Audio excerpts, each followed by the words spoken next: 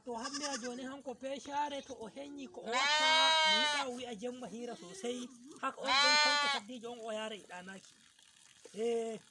joni to mi ummake mi saka jango nga to mi yaringa lumo hay mi heɓa ceede koye mi yaha mi honnamo ceedu ya kadi nga kanga ma a andi bo kay ko hani mi sowra daniya mi wora ɗiɗɗa ɗi kanji hande to ay andi min mi tongata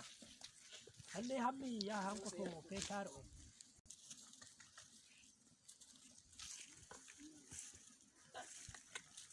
ni hande samɗi jiɗa tongol mi anda ɗo wayra e mi yawɗo ma Male way ha yettaki tun mi tongiɗaɗi feshare tongiɗa haɓa goraɗi min mi tongaɗi an jiɗa tongol hande Allah mi nayi yiɗa o ɗano wardille nga Allah to ɗi bonno way fa goraɗi kawai oya an hande tan ɗi jaɗi nyama ɗi boto ganda wardille andi fa nga kaɗa fa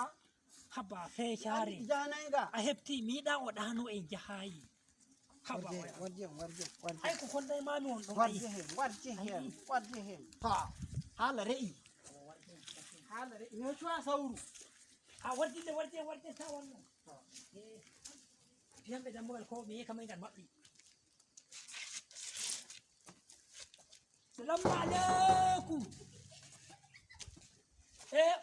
in jawrane coge ɓe nani aleykum Waalaikum salam. Umbene.